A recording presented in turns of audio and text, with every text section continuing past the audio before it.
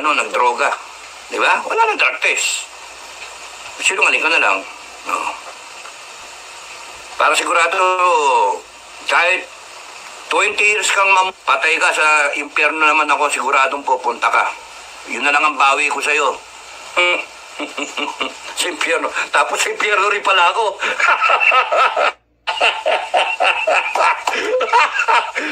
Oh, anong ginagawa mo rito? Oh, BBM, anong ginagawa mo rito? Walang niya ka, animal ka, sasabi sa akin, animal ka? Walang niya sa'yo, dahil sa'yo, na-impyerno ako. Namatay ako bigla kinabukasan na-overdose ako, nag-choke-choke ako. Dahil sa'yo, na-impyerno ako. No, buti nga, na-impyerno ka rin. Impyerno, doon pala kayong makita, no? Nako. Mga MUP na naghihintay ng aking hudyat, kung meron mang susunod sa akin na follow me, ang hudyat na lang is wait for the go signal to defend our country. Defense of the Philippines na lang tayo, mga kabagang, mga kabady, mga ka-warrior, no? Warrior Armed Forces, warrior na retirado. Yung may isog we will not compel anyone from you na to fight any aggressor if we do happen na in the next few days magkaroon ng gera. Yung sinasabi ko sana mali ako, pero kung kunyaring pinaputok nila yung West Philippine Sea, pinaputok yan, wala na, state of war tayo. Total military personnel active is 150,000. Yun yung armed forces natin. Alam ko 180 So sige na, give and take 150,000. So yung army ng China, is 2 million. Ngayon, yung armed forces natin na gusto ng gera, hindi naman siguro gusto ng gera. O yung nakikiayon sa gera, nakikiayon sa daloy. Kasi wala, tahimik, no? Ayaw nyo pa-subject yung presidente ninyo, commander-in-chief ninyo, tiwala-tiwala kayo, sipsipan blues. O sige, pag kaya nagdesisyon, mag-state of war tayo, at sinangayunan ng kanyang kontrolado na Congress at Senate ngayon, no? Good luck. Mauna man kayo. Sa tingin nyo ba yung mga yan? No, they will just fly out of the country. Hi guys, magandang araw po sa inyo lahat. Ito na naman po ang inyong lingkod, si DIY KKB Informant. At matutunghayan pong muli natin si Captain General Clemente Enrique Jr. ng Scout Rangers.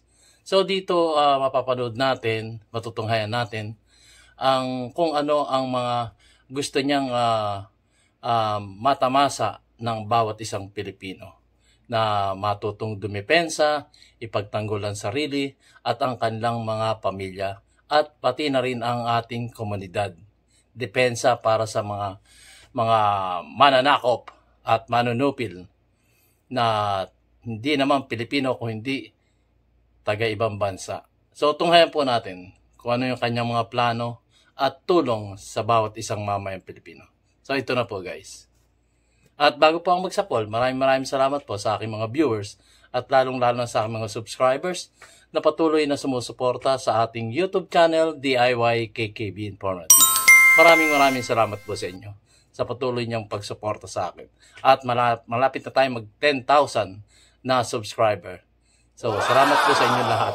Salamat po sa inyo lahat sa patuloy niyong suporta. Ito na po guys.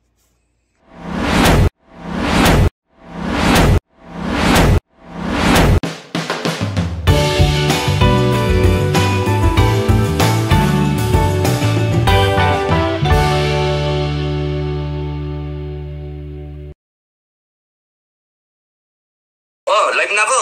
Nawala, ang tagal Ang tagal. Ayun, magpapaano na raw. Sinasakip na nga kita, BBA, wala nang drug test Wala nang drug test. Ano nyo pa yung yung sigda ko. Wala nang drug test, ano na lang. Diretso, salita na, sabihin mo sa taong bayan na Hindi ka nag-drug test, magsinungaling ka na ang gusto mo, pangako mo sa langit, tsaka sa tatay mo, napatay. Never ka nagdroga. Di ba? Wala nang drug test. Sinungaling ka na lang. No. Para sigurado, kahit 20 years kang patay ka sa impyerno naman ako, siguradong pupunta ka. Yun na lang ang bawi ko sa'yo.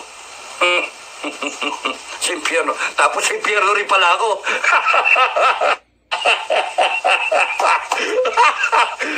Oh, anong ginagawa mo rito? Oh, BBM, anong ginagawa mo rito? Walang niya ka, animal ka, sasabi sa akin, animal ka? Walang niya sa'yo, dahil sa'yo, na-impyerno ako. Namatay ako bigla kinabukasan na-overdose ako, nag-choke-choke ako. Dahil sa'yo, na-impyerno ako.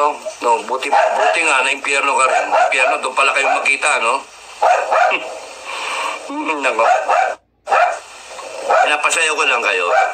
Rio, pinapasayaw ko lang kayo kasi itong kalokohan ng bansa natin. Saka nakakita, 4 na Senate hearing. 4 na Senate hearing. Pidea leaks. Piniga ng ganyan. Walang ebidensya. Walang ebidensya. Pero meron daw blue folder. No, merong blue folder, merong deposition, merong picture. Tapos noong pa, last year pa sinasabi, pulboronic video.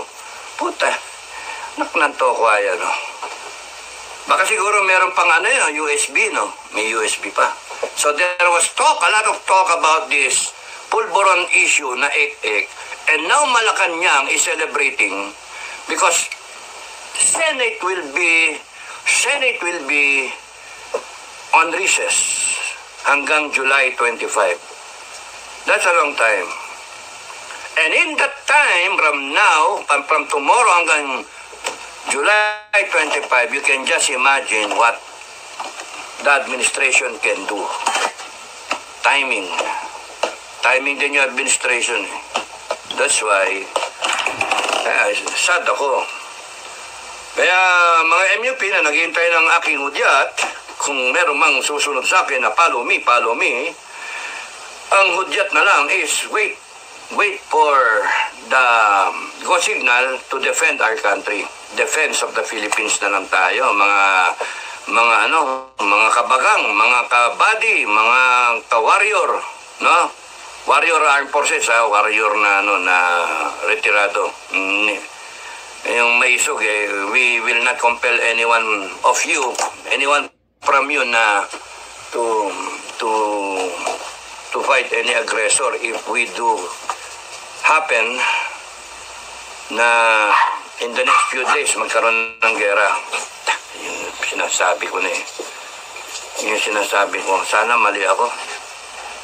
Pero kung kunyaring pinaputok nila yung West Philippine Sea, pinaputok yan, wala na, state of war tayo. And then hawak nila yung Congress, tsaka yung Senado, Speaker of the House, at tsaka Senate President. Humingi ang Presidente ng State of War Declaration. Putsaragis, patay, good luck Philippines, good luck. AFP na tahimik na ganun-ganun lang ang AFP. Good luck. Kayo naman ang une, hindi naman kami, kayo. 180,000 ang AFP, kayo mauna. Hindi kami. Pinagdadasal ko nga na wag sana pero mukhang doon tayo pupunta. Okay. So number 34 tayo sa ranking. Number 34. Total population 116 million. Ang count ko na nga 119 million, iba 110, iba 100. Dito nakalagay 116 million Filipinos. Available manpower kalahati, no? Less than kalahati. 50 million Filipinos.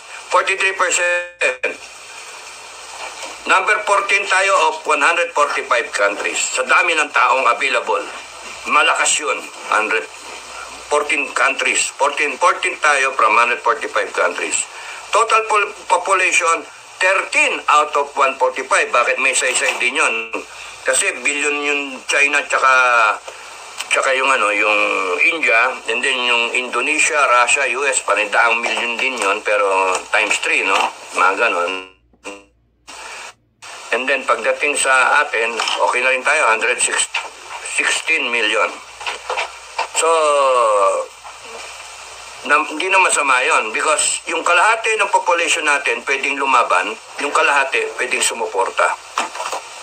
Yung mga babae nga natin lalaban no? Mga babae natin. Asawa ko, ewan ko, baka hindi lumaban. Yung misis ko, tagaluto na lang yan siguro. Hindi, tuturuan kong pumatay yung misis ko. Ay, di, wag. Isa yun sa sinasabi sa amin, ng mga upperclass namin. Wag na wag niyong tuturuan pumaril yung misis nyo. Bakit? Pagka nahuli kayo na ng chichicks, baka kayo baril. baka kayo barilin yun yung ano. So, anyway. Rio, ito nyo, natidisturbo ko to sa inyo. Fit for service, 41 million. 41 million. Ito yung sinasabi na nila na mga able-bodied Filipinos na pwedeng lumaban na tinatawag nilang reservist, no? Hindi ready reserves. Yung ready reserves, yun yung na-train na. I think we have about 1 point something million, 1.2, ganon. Reaching military age, 2 million ng 2 million kada taon. Merong tayong mga bagong Pilipinong papasok na of military age, no? Which is probably 18 pataas. Total military personnel active is 150,000. Yun yung armed forces natin. Alam ko 180 So sige na, give and take 150,000. So yung army ng China, yung army ng China is 2 million. Ngayon, yung armed forces natin na gusto ng gera, hindi naman siguro gusto ng gera. O yung nakikiayon sa gera, nakikiayon sa daloy. Kasi wala, tahimik, no? Ay, yung pasubject yung presidente ninyo, commander-in-chief ninyo, tiwala-tiwala kayo, sipsipan blues. O sige, pag kaya nagdesisyon, mag-state of war tayo, at sinangayunan ng kanyang kontrolado na Congress at Senate ngayon, no? Good luck. Mauna man kayo. Sa tingin nyo ba yung mga yan? No, they will just fly out of the country. Talagis yung mga politiko na yan. Pero tayo mga MUP, tayo mga Colonel Metran, tayo ang ang warning order natin. The moment na mangyari yan, wala na, hindi na makakabalik yung mga yan. Because we will make sure hindi na sila makakabalik. Hindi na. Tarantadong mga yan, mang-iiwan kayo, isusubo niyo kami, tapos mang-iiwan kayo, ipe-play safe niyo yung pamilya ninyo, putragis kayo, kami iiwanan ninyo, pamilya namin. No, hindi kayo makakabalik sa Pilipinas. I will even send people there to track you down, hunt you down. Hayop kayo. Even if I have to pay people to go there, mga intel natin, operatives, or kunyaring mag-recruit ako ng mga saan ba kayo pupunta bansa? No? Saan kayo pupunta? Pagka ganon, I will ask people to hunt you down. Ayun kayo, iwanan nyo kami. Lumabang kayo sana. Ngayon. Kaya nga, reserve personnel natin, 1.2 million. So, yun yung binibilang ngayon. We have probably trained 1.2 million. AFP! Can you just see? Gising! AFP! Gising. Can you just imagine, you have a pending war, the president has taken that route na mapagera tayo anytime, because nandyan yung China, aggressive, panic time. Kunwari merong, direct line of communication ayaw gamitin kay presidency. So, ibig sabihin, nung umpisa, niloloko lang niya ang taong bayan. Na pinaride along lang tayo, na punta siya sa China, meron sila in-establish na communication, then counterpart, blah, blah, blah, putragis kayo. Nagka-counterpart, sige, Admiral Carlos, sa counterpart niya. Tapos yun, siya yung kinasuhan nyo, siya yung tinerminate nyo, tinanggal nyo sa pagka-commander niya. And if you can do that to a 3-star, how much more? Anong pwede nyo gawin sa mga private? Gago kayo. Lalaglag rin nyo. Kayo to may diferensya sa itaas Kaya mag-panic time ka, or meron kang, either way, kung kunyari, pera ninyong iniisip mo, nag-pivot ka sa US, ayan, 9 na bases. Dinedevelop. Naglagay na ng tropa, naglagay ng equipment. Meron ng mga meron ng mga fighter jet eh. May mga missile na eh. And then what? Armed forces. Gising kayo. Tignan nyo yung data, oh. Yung kalaban nyo, i-compare ninyo, i-open nyo yung internet, i-open ninyo. Display information naman. Tignan ninyo yung strength ng China versus yung atin. Ang laban lang natin, ang saving grace na lang natin sa nakikita ko is not yung hahabol tayo. Hindi. Hindi. Ang pinaka-saving grace natin, meron tayong 40 million people na pwedeng lumaban. Fit for service, 41 million. 41 million. And every year, meron tayong 2 million. So, ano yung order of the day?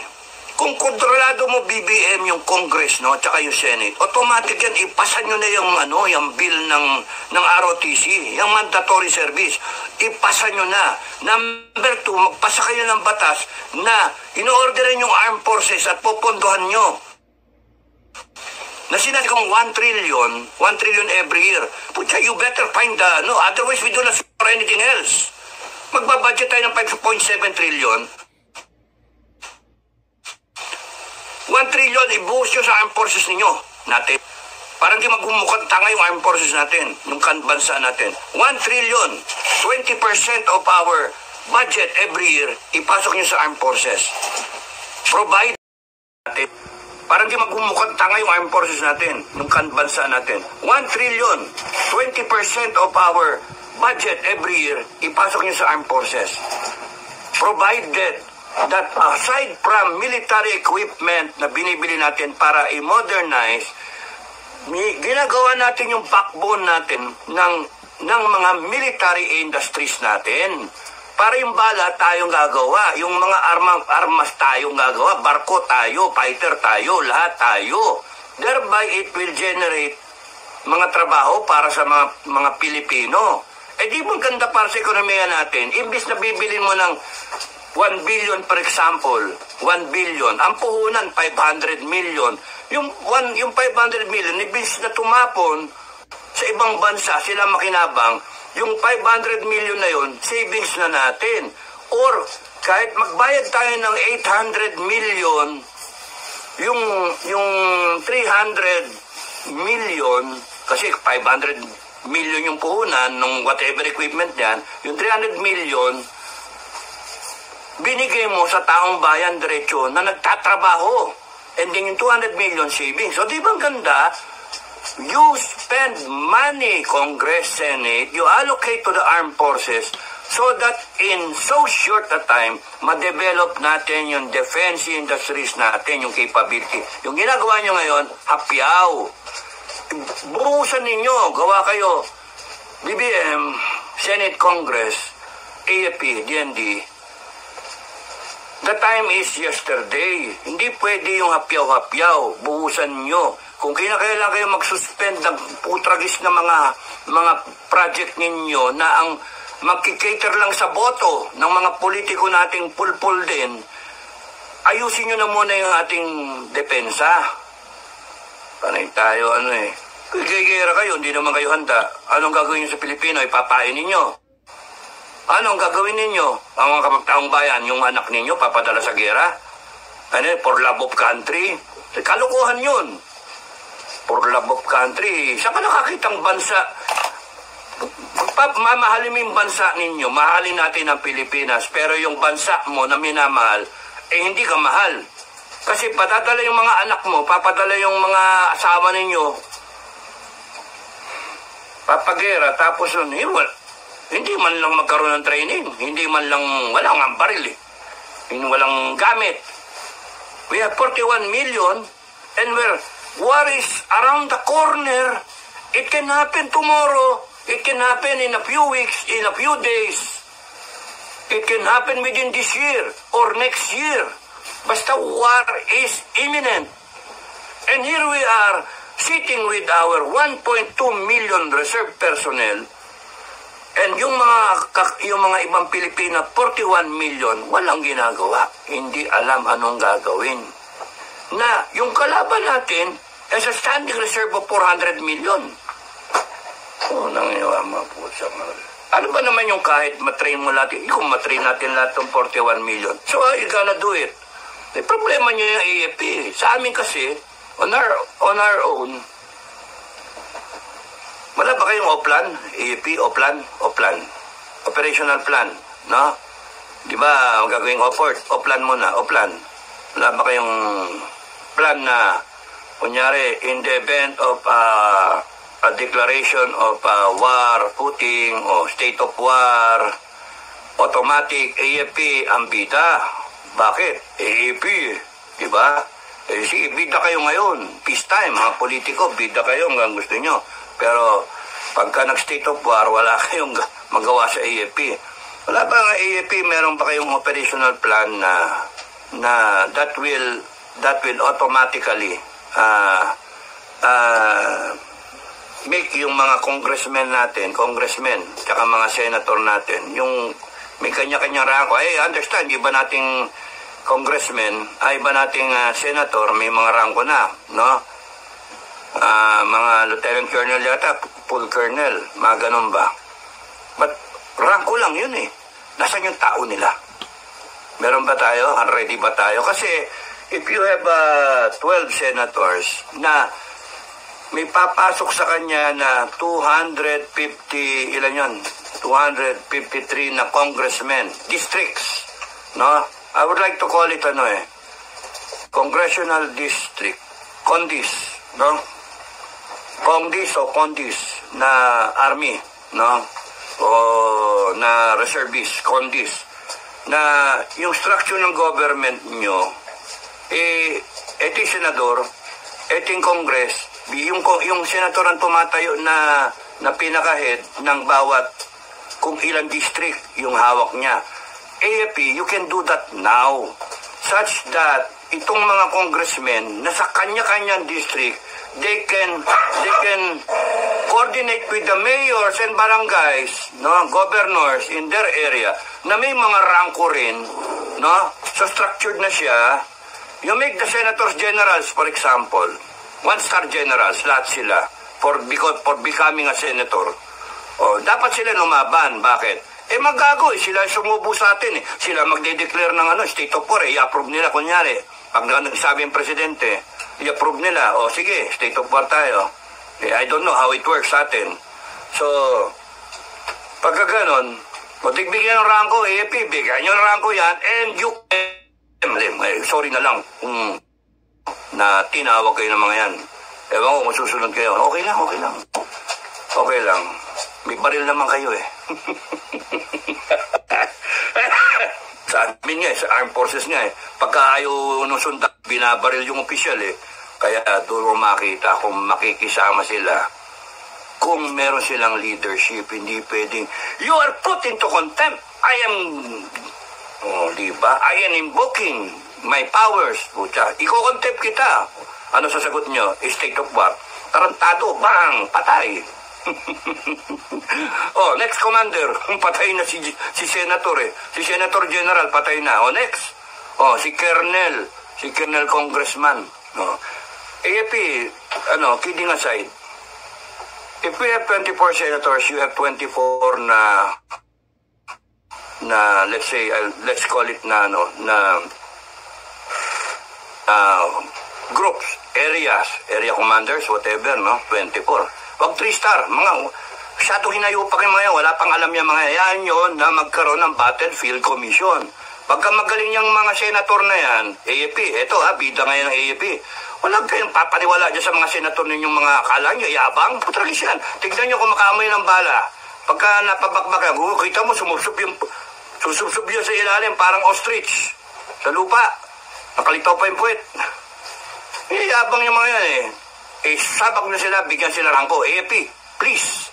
Ganun yung inisip ko General, yung general, because meron siyang mga constituents na down the line, pwede sila mag-coordinate, senators, congressmen, governor probably, and then mayors, and then down to the barangay captain. If a congressman or a mayor comes out with 1,000 men, for example, 500 to 1,000 men, battalion commander siya. Tama. He has the rank of Major or Lieutenant Colonel. And then structure nyo na lang kung sino yung commander, kung sino yung ano. Ngayon, bahala sila mambola doon sa mga MUP o kaya doon sa mga civilian doon sa area nila. The thing is, tell these people, Senate, Congress, okay, matakot AFP, no? You're preparing for war. Yung mga yan, may yabang yan, sila magpapasok sa atin eh. Ang punto, papanig sila, bigyan nila yung pangalan sa inyo. If the congressman is able to give you 2,000 people, then that makes him more of more than a major or a lieutenant colonel. Make him a full colonel. Dalawa yung niya, meron siyang 2,000. Diba? Kung 5,000 yung tao niya, make him a general. Maji si congressman. Yung iba niyang congressman, major, lieutenant colonel lang. Sa commissionship, na call to active duty. Kaya, ano yan, matatap na. But you have to have the organization and the training.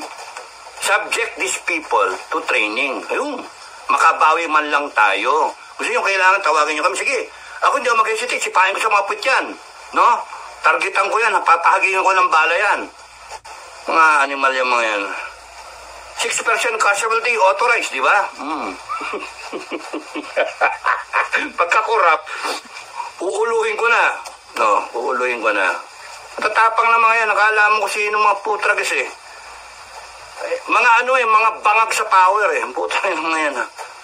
Pero ang punto dito, we have to do something na mahanda tayo. AFP, hinakalang gumising kayo, no? An upper class, no, met with me. An upper class met with me. And, noong pang generation, no, antigo na upper class, no, kilala, and then told me, tama yung vlogging na ginagawa mo, gisingin mo yung armed forces natin, natutulog eh. Sir, ilang beses na ako nag-vlog, ilang beses na ako, ano yung pinagsasabi ko. Sige lang, sige, kasi magigera talaga tayo, yun ang worry namin, ng mga retired, ng mga kasama, mga retired na mga generals, no? Mga senior officers, mga upperclassmen namin, which is, at least meron kaming pinagkasunduan ng mga upper class. Iba galit sa akin, iba hindi, iba natutuwa, pero at least ang bottom line dito, ang common ground namin, hindi pwedeng patulog-tulog kayo AFP. Omet, paging, sino ba magano, Intel, o mga commander, hindi pwedeng patulog-tulog tayo. Pag-usapan nyo in your command conference, ang proposal ko, huwag nyo lang isipin yung kayo. Isipin nyo, 40 million to, 41 million na Pilipino fit for service. Ibig sabihin, fit for war. Kahit may mga puting buhok dyan na mga congressman, gamitin nyo. Because they have the clout. They have the following. Binoto sila ng 100, 200,000 na katao. Alam mo naman di siya makakuha ng 1,000 ron. Huwag yung pag-armas, kanya-kanyang armas muna. Wala, hindi nyo hinanda eh. Hindi nyo hinanda, kanya-kanyang armas muna. No? Go through the process, yung pag-armas, LTOP, etc. No? Wala mo na permit to carry. Wala mo na. LTOP lang. Na-ready yung tao. Tapos nun, i-ready yung defense capability, yung ano natin, kung pang sidearm 45 9mm o kaya yung pang long arm 5.56 at saka ano yun 7.62 M14 o whatever, ganung variant na kung ano makukuha niyang armas, bilhin niya kasi may LTOP na siya kung magkaroon siya. You do that in the next couple of months. Mahalaga yung training, no? At saka ang minimum, may sidearm man lang, pang katay, pang baril. Para makakuha sila ng firearm kung meron mang kalaban. If dumating tayo sa punto na yon, if invoke natin yung ating pero at least handa tayo. Ang sa akin, ang bottom line ko, wag ma-minimize natin yung mga Pilipinong mayayari. 41 million to, tayo busy tayo kakapolitiko, busy tayo sa mga puting ahas, sa mga expose, sa mga gur na yan, si JM, yan, pinaproblema ninyo. Pero at the same time, you do not get entangled doon sa quagmire na nangyayari, na nandun ka na sa quicksand, hindi ka na nakaganon ka na horse blinder ka na dapat tanggalin niyo yung sarili niyo. Di ba sabi ko sa inyo, you should have the ability to take yourself out of a situation, no matter what kind of situation you are in. Tanggalin mo yung sarili mong ganyan, kahit hindi physically, mentally, and then you look at it.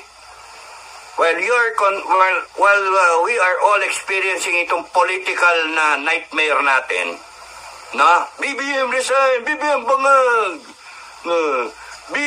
BP Sara, magsalita ka na, Duterte may isog, lahat na yan. We're so busy. Tapos nun, ang China, ready na tayong upakan. Nandito na sila sa atin.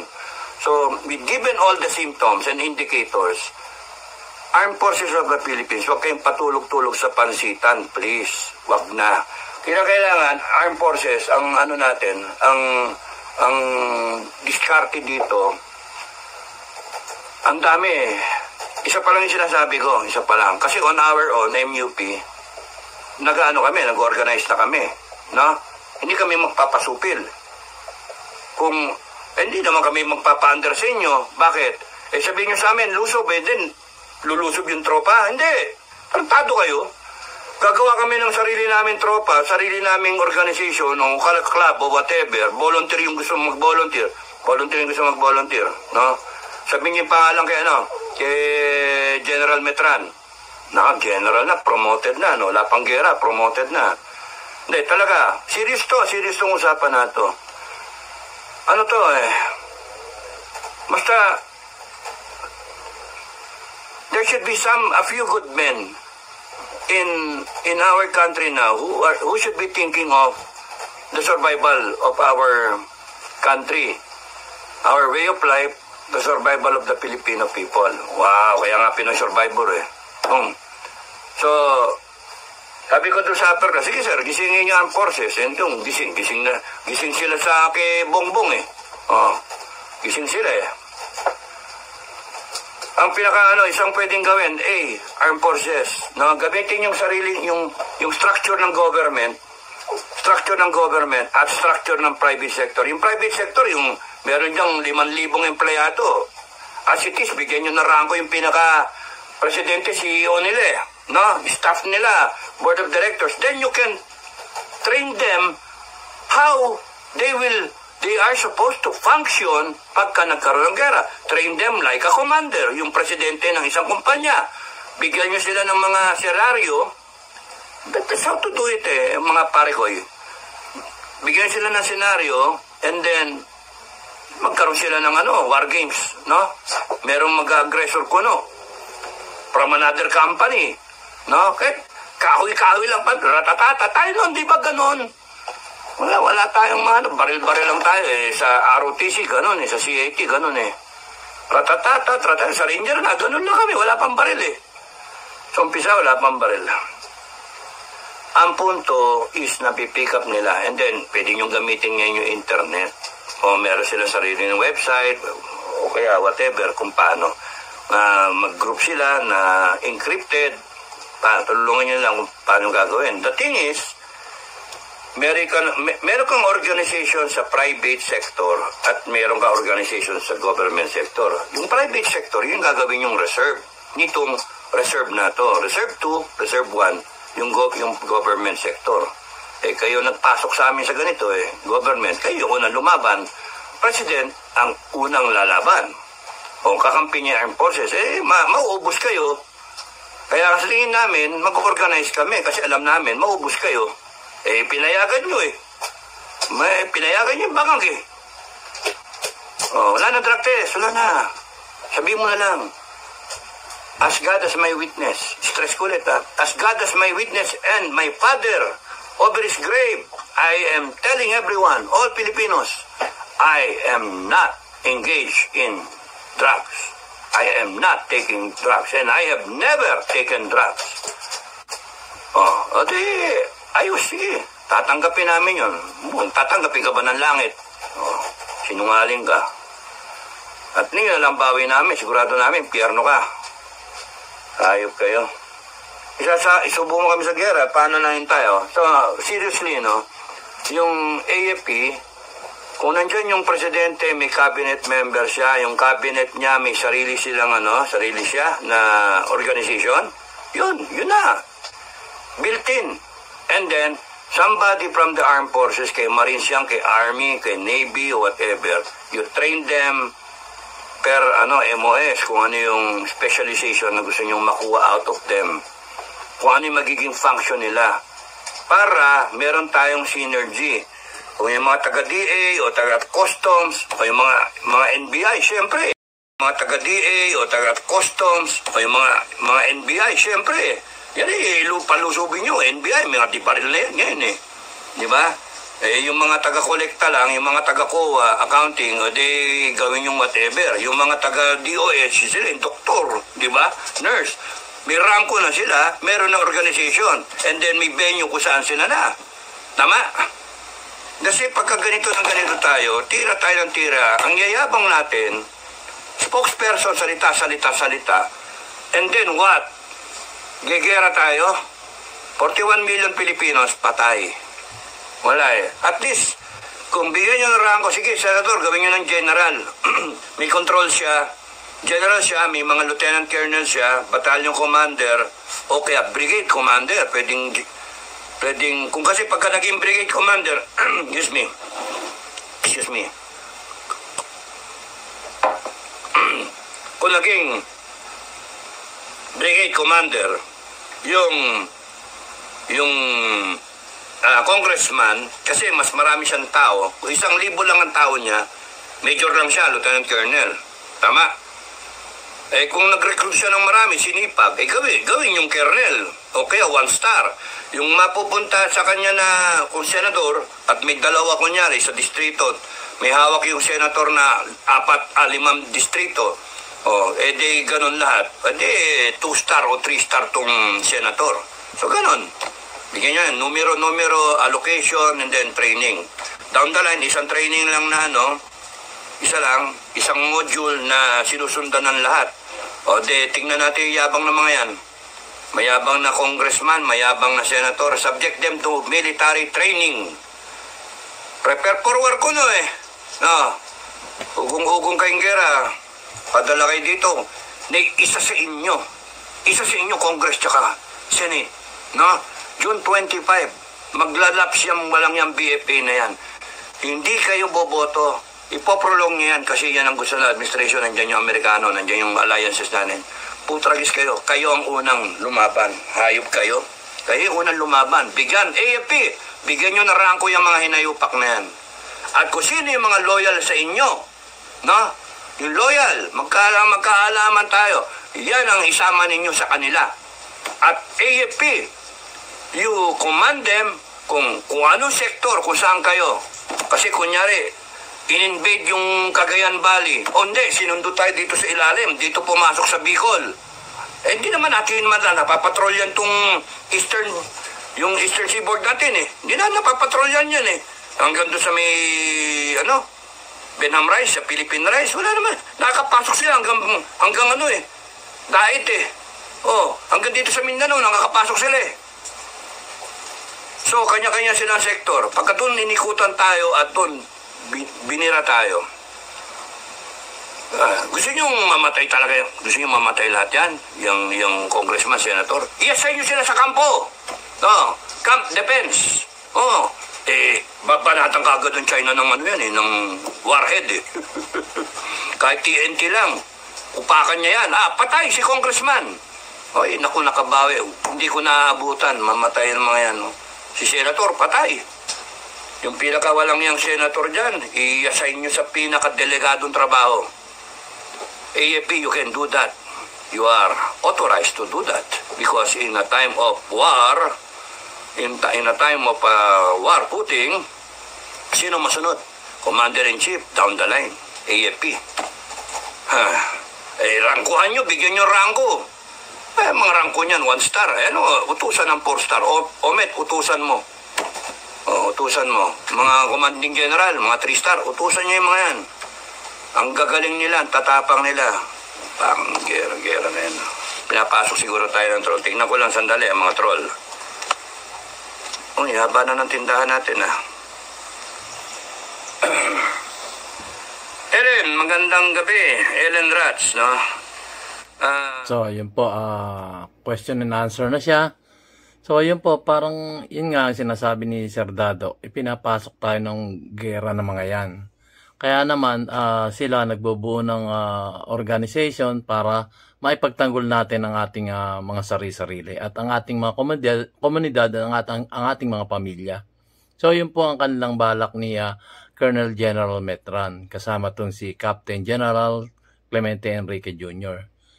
So, yun, abang-abang lang tayo guys kasi nga, mahirap. Ito, sabi nga niya, pagka pumutok ang gera na to, wag mo naman sana, magliliparan to.